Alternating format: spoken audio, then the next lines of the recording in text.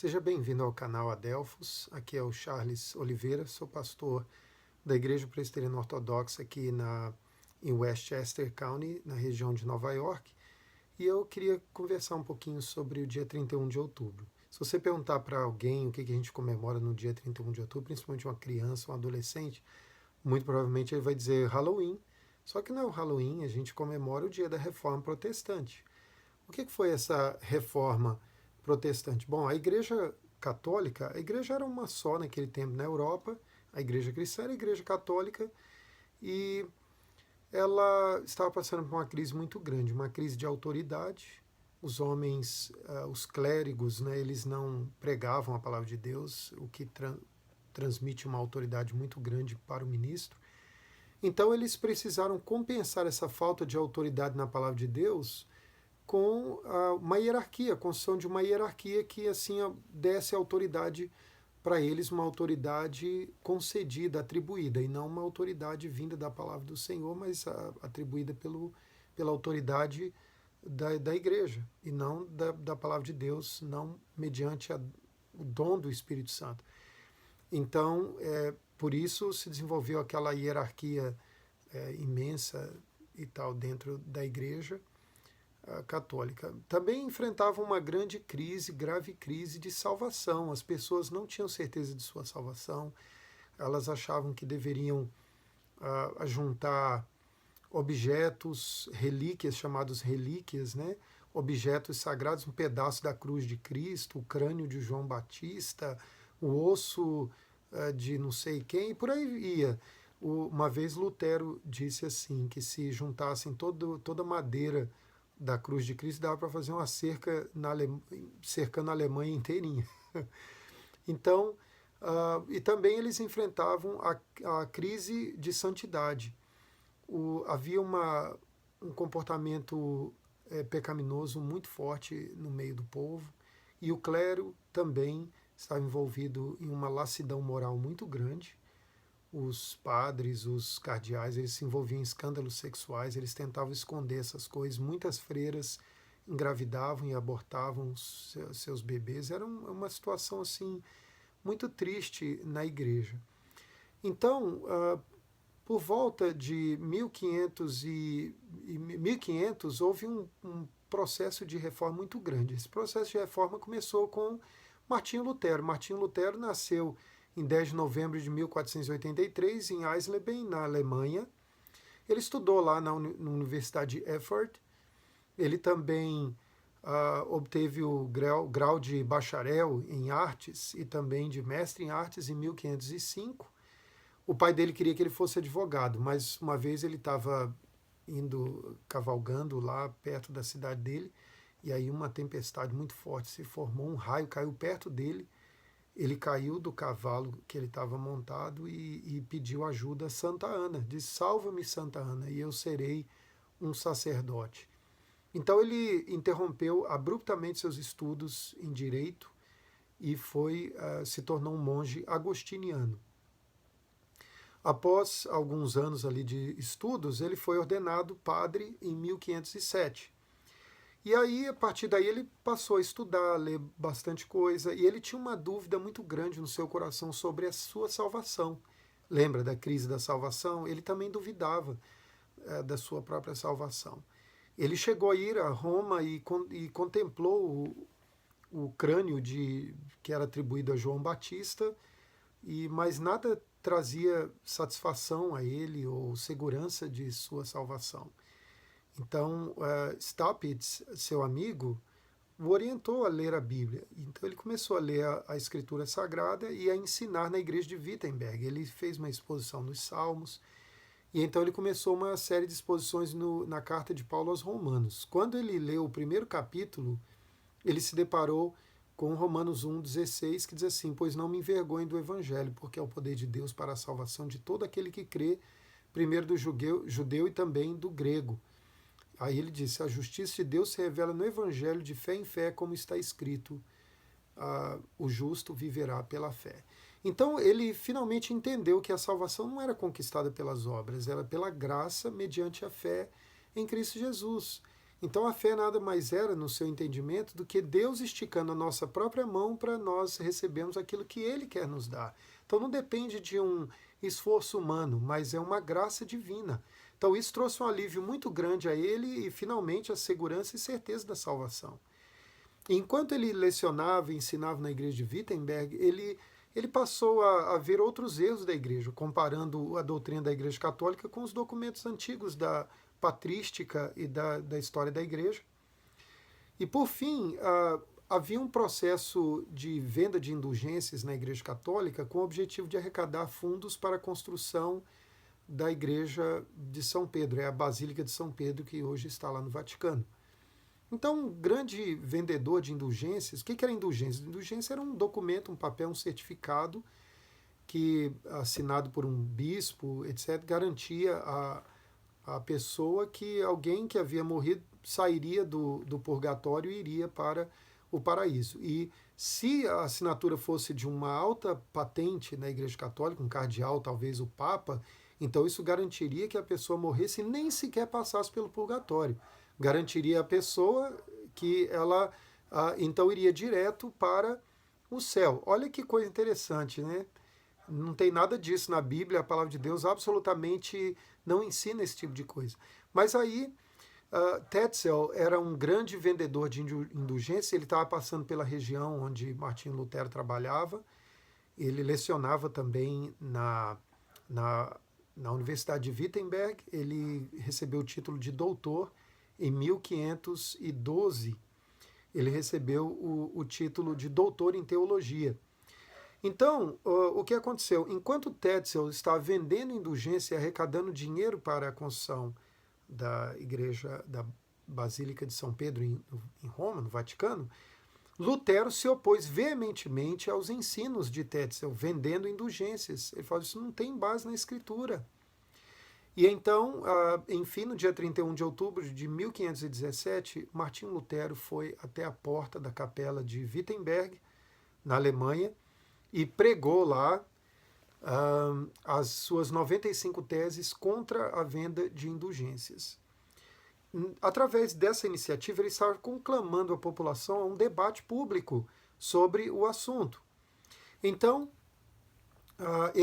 essas 95 teses foram retiradas de lá, copiadas e impressas e distribuídas em toda a região. E assim começou, então, o movimento de reforma protestante, uma reforma na teologia da igreja, a reforma da liturgia, a reforma da maneira de ver as coisas.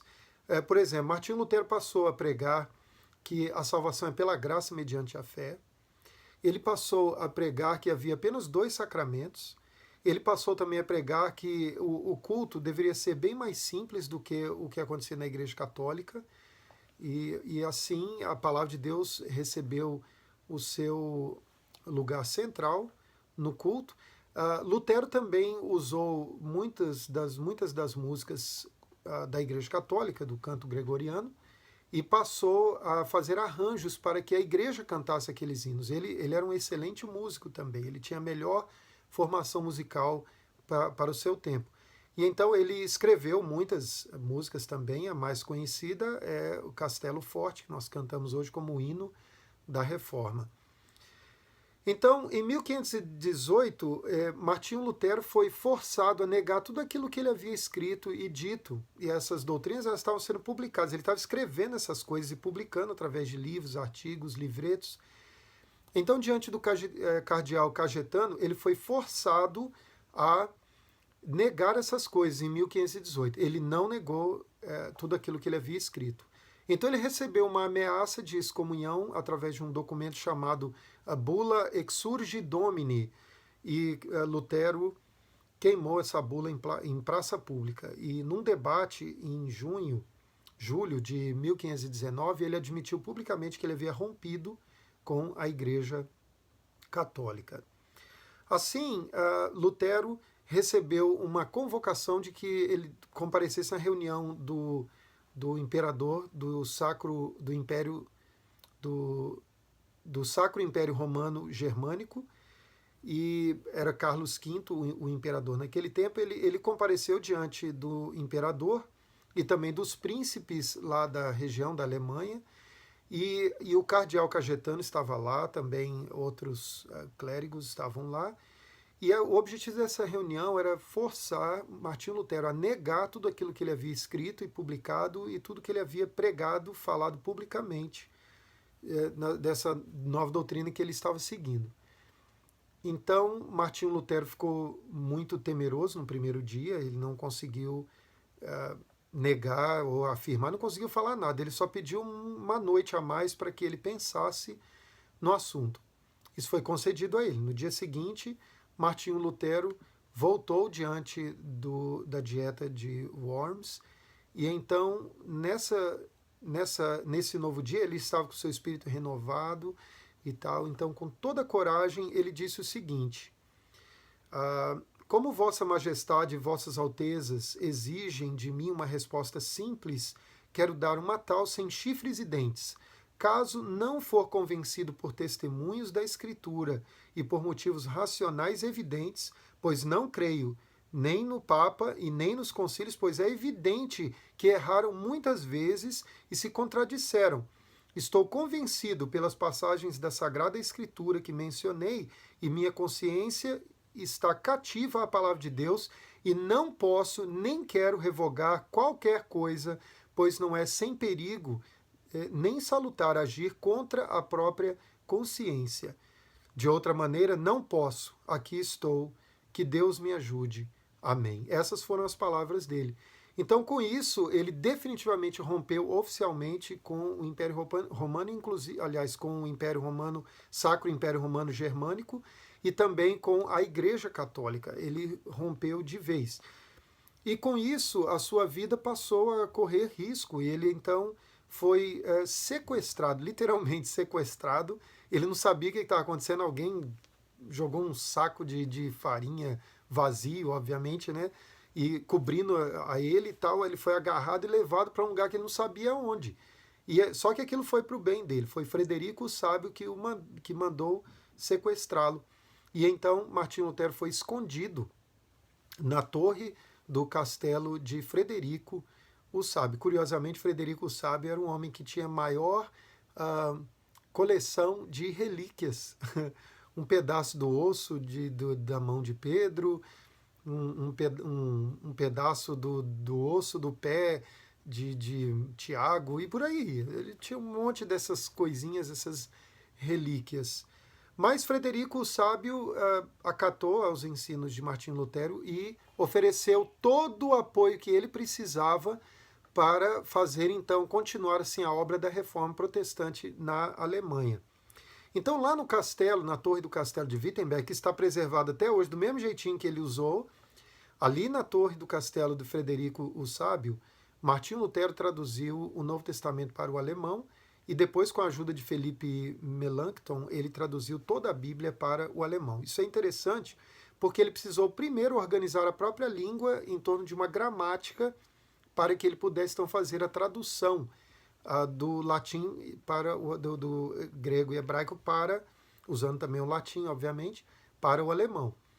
E então dizem até que Martinho Lutero foi importante até para que a unificação da Alemanha ocorresse mais tarde, sob a liderança de Otto von Bismarck. Por quê? Porque uma nação se organiza em torno de um idioma, de uma língua. Bom, os principais lemas da reforma protestante de Martinho Lutero foram a sola scriptura, que é somente a escritura sagrada, sola gratia, que é somente pela graça, solus Christus, que é somente em Cristo, e também soli Deo gloria, que é a glória somente a Deus. O outro grande... Bom, há muitos outros grandes reformadores. John Knox, eu poderia falar de Ulrico Zwinglio, mas eu vou falar sobre João Calvino, porque João Calvino foi o grande reformador de Genebra. João Calvino nasceu em Noyon, na França, no dia 10 de julho de 1509, e ele foi primeiro, em 1523, para o Collège de la Marche, estudou humanidades, ele aprendeu também latim, e ele era fluente no latim. Calvino era brilhante, a inteligência dele era notável. Então, logo depois, em 1524, ele foi para o Colégio de Montaigu, onde também estudou Erasmo de Roterdã. E Calvino, ele queria ser ele queria ser um padre, mas seu pai queria que ele fosse advogado. Então ele atendeu a ordem do pai dele, foi para a escola, a Universidade de Orleans, e estudou ali direito durante algum tempo. Aí teve um desentendimento com o bispo de Noyon e acabou indo. Aliás, seu pai, né, havia se desentendido com o bispo de Noyon, então Calvino perdeu a bolsa e teve que se transferir para Bourges. Então lá Calvino também estudou grego. E aí seu pai morreu, e aí Calvino imediatamente abandonou o curso de direito e foi estudar teologia. Alguns historiadores dizem que a faculdade, que são os professores, a Assembleia dos Professores, por unanimidade, concedeu a João Calvino o título de doutor em direito, mas ele nunca aceitou esse título, por causa da sua humildade, obviamente. Mas esse título foi concedido a ele por causa do brilhantismo dele. A inteligência de Calvino era impressionante. Então, mas em 14 de fevereiro de 1532 ele se tornou bacharel em direito, ainda assim. Bom, em 1530, por influência do seu primo Robert Olivetan, ele então foi convertido ao cristianismo. A gente não sabe exatamente o ano, acredita-se que foi entre 1530 e 1533 que ele foi convertido ao cristianismo, depois de ter tido contato com algum material também de Martinho Lutero, o reformador da Alemanha. Então, em Orleans, Calvino ajudou Nicolas Cop a preparar o discurso dele de posse como reitor da Universidade de Paris. O discurso foi proferido, né, no dia 1º de novembro, que é o dia de Todos os Santos, contra a mediação dos santos e apontando a Cristo como único mediador entre Deus e os homens. E isso foi diante de todo o clero católico lá em Paris. No dia seguinte, Calvino e Nicolas Cop tiveram que fugir de Paris porque eles estavam sob ameaça de morte. Calvino foi então para Basileia, onde em 1536 ele publicou a primeira edição das Institutas da Religião Cristã. Esse livro foi uma tentativa de sistematizar a doutrina cristã, usando a palavra de Deus, a Bíblia, como única regra de fé e prática, no desejo de convencer o rei da França de que a fé reformada era a melhor opção para a França naquele momento.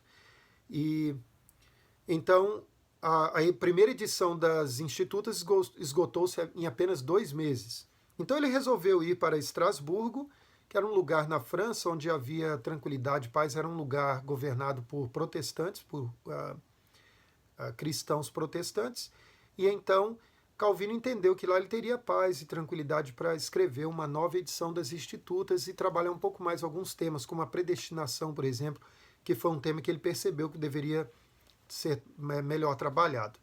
Então, durante a sua viagem para Estrasburgo, ele teve que passar por Genebra para se desviar de uma guerra. Estava tendo uma guerra, não me lembro exatamente de quem, mas ele teve que se desviar do caminho normal para ir para Estrasburgo, passando por Genebra. E quando ele passou por Genebra, Guilherme Farel, que era o pastor da igreja de Genebra, que havia há pouco tempo se unido ao movimento da Reforma Protestante, ele soube que Calvino estava hospedado no hotel na cidade, e aí ele foi lá e entrou abruptamente no quarto onde Calvino estava e pediu que ele ficasse em Genebra e o ajudasse na obra da reforma em Genebra. E Calvino falou assim, olha, eu agradeço muito ao seu convite e aprecio muito o fato de você entender que eu tenho capacidade para fazer isso, mas eu estou de viagem, eu estou indo para Estrasburgo porque eu quero fazer uma nova edição das Institutas e tal, então eu não posso aceitar o seu convite. Então Farel falou assim, que Deus amaldiçoe seus estudos se você deixar aqui em Genebra esse povo carente da palavra de Deus. Foi uma coisa mais ou menos assim que ele falou, ele proferiu uma imprecação contra Calvino. Então, diante daquela palavra dura, imprecatória, Calvino estremeceu e falou assim, não, tá bom, então eu fico. resolveu ficar em Genebra. Então ele começou o seu trabalho em 1536, em Genebra, mas em pouco tempo houve uma divergência muito grande entre ele e o Concílio dos 200 em Genebra. Eles queriam governar a igreja, era a Câmara dos Vereadores de Genebra. E Calvino não concordava com isso. Ele dizia que quem tinha que governar a igreja eram os presbíteros, era o consistório, o conselho da igreja. E então o Calvino foi expulso de Genebra em 1538. Mas como a cidade de Genebra estava um caos sem a presença de Calvino, Calvino tinha proposto várias coisas que organizaram a cidade. Então a cidade começou a desfrutar de grande prosperidade. Em 1539, 1540, eles foram mandando comitivas para tentar convencer Calvino a voltar a Genebra, mas Calvino não queria saber disso não. Até que um dia lá não teve jeito, pegaram ele lá e falaram com ele assim, olha, a gente precisa que você volte para cá. Ele disse, eu volto, mas vocês vão ter que aceitar as minhas condições. Eles aceitaram, então Calvino voltou para Genebra em 1541. Interessante porque ele tinha parado de pregar, se não me engano, em Deuteronômio, Deuteronômio 29, ele terminou o sermão dele, e em 1541, quando ele voltou, o sermão dele foi Deuteronômio 30. Não lembro exatamente se foram esses capítulos, mas a história é essa. Ele continuou exatamente do mesmo ponto que ele tinha parado, como se tivesse sido só uma licença-prêmio o tempo que ele passou em Estrasburgo. Então, com isso, Calvino ele fez um trabalho muito importante influenciando a cidade em todos os aspectos. Então ele ofereceu oportunidade de estudos às crianças carentes, os pobres, inválidos e enfermos foram reeducados profissionalmente. Eles financiavam, por influência de Calvino, microempresas para genebrinos e refugiados, seriam profissionais liberais, na verdade. Eles remuneravam por produção, quer dizer, aí a gente vê um pouco da meritocracia ali no regime ali em Genebra. Proibiu a ociosidade, eles decretaram que ninguém poderia andar ociosamente pelas ruas, senão seriam postos em prisão. Então, com isso, todo mundo trabalhava na cidade. Ele evitou o assambarcamento monopolizador dos ricos, quer dizer, evitou ao máximo que os ricos ficassem cada vez mais ricos e os pobres cada vez mais pobres. E com isso ele ensinou na igreja que a missão dos pobres é trabalhar com honestidade para a glória de Deus, sem cobiçar as riquezas dos ricos. E os ricos não deveriam cobiçar as suas riquezas, porque tudo pertence a Deus, e deveriam dar aos pobres condições para que eles crescessem profissionalmente e melhorassem de vida. Com isso houve um grande progresso em Genebra. Ele também influenciou o Concílio dos 200 para instituir o feriado no domingo. Então, no domingo ninguém podia trabalhar em Genebra, e por influência de Calvino também. Bom, Calvino então morreu no dia 27 de maio de 1564, após vários meses amargando várias enfermidades. Ele sempre foi muito doente, ele tinha sempre enxaqueca, ele tinha pedra nos rins, ele sempre tinha gastrite, coisas desse tipo, e ele sofria muito com as suas enfermidades. E, no fim, ele faleceu no dia 27 de maio de 1564, cercado pelos seus presbíteros. Suas últimas palavras foram de palavras de muita humildade, dizendo que o Senhor iria preservar a igreja e mantê-la, a despeito das imperfeições dele. Ele disse assim, quando eu errei tentando fazer aquilo que era certo e tal. Ele então foi muito fiel à palavra de Deus. Calvino, ele preparou muitos missionários. Ele, por exemplo, teve influência direta no envio de huguenotes, que eram calvinistas franceses, cristãos protestantes franceses, ao Brasil, que em 1555 a 1558 eles fundaram a França Antártica, né, chamada assim. Eles plantaram uma igreja reformada no Brasil. No fim não deu certo, os huguenotes voltaram, 5 ficaram no Brasil e acabou que 3 deles foram mortos por Villegagnon e um foi morto mais tarde por ordem do padre José de Anchieta. Mas o que acontece é que a primeira vez que o evangelho chegou, o evangelho protestante, né, vamos dizer assim, segundo a doutrina reformada chegou no Brasil foi no século XVI, 1555. Olha que coisa interessante, né? Então, de Genebra, Calvino enviou obreiros, missionários para muitos lugares. Dizem que Calvino não era missionário, era sim. Ele enviou pastores, plantadores de igreja para muitos lugares. Um deles foi John Knox, que fundou a Igreja da Escócia, que era uma igreja presbiteriana, ainda é. Dali, o presbiterianismo se espalhou por toda a Inglaterra. Os puritanos eram, na sua maioria, presbiterianos, por isso que a Confissão de Fé de Westminster favorece, inclusive, um governo presbiteriano. E, por fim, da Irlanda e também da Inglaterra, da Escócia, imigrantes vieram para os Estados Unidos e trouxeram, assim, a fé reformada presbiteriana para os Estados Unidos. Fundaram algumas denominações, dentre elas, parece-me que a mais antiga é a Associated Reformed Presbyterian Church, e tem também a Igreja Presbiteriana dos Estados Unidos da América, que hoje é uma igreja liberal, ela abandonou a Escritura. Mas no século XIX ela era fiel. Charles Hodge era um dos professores de teologia lá no seminário de Princeton. E então a PC USA enviou para o Brasil o missionário Ashbel Green Simonton, que plantou. Ele chegou em 1859, no dia 12 de agosto, no Brasil, e em 1862 receberam os primeiros membros na igreja brasileira. Olha que coisa interessante, né? E assim, a fé reformada tem se espalhado pelo mundo inteiro. São milhões e milhões pelo mundo. Acredite-se que em torno de 120 até 200 milhões de cristãos calvinistas reformados existem na China. São perseguidos, sofrendo por amor a Cristo, né? Então, saiba das suas origens. É muito importante a gente lembrar dessas coisas. Dia 31 de outubro não é o dia do Halloween, é o dia da Reforma Protestante. Foi o dia em que Martinho Lutero, com toda a coragem, chamou o povo para um debate e, a partir dali, a mudança aconteceu na igreja, não é? Então, pense nisso, e porque uma igreja sem passado, como dizia o meu querido professor no seminário, o reverendo Osias Mendes Ribeiro, ele dizia assim, uma igreja sem passado é fraca no presente e sem esperança para o futuro. Então, conserve essa história belíssima que nós temos de homens de coragem, homens que pregaram a palavra do Senhor, que deram a vida, deram do sangue deles em prol do Evangelho, em prol da fé protestante, da fé reformada. Que Deus então te abençoe. Muito obrigado por você me ouvir até aqui. E vai lá, curte o nosso canal no YouTube e subscreva também, né? Nós contamos com você. Espalhe esse vídeo para outras pessoas, para que outras pessoas também conheçam um pouco mais sobre a história da Reforma Protestante, segundo a obra de Lutero e também de Calvino ali na Alemanha e também em Genebra, na Suíça. Que Deus te abençoe. Amém.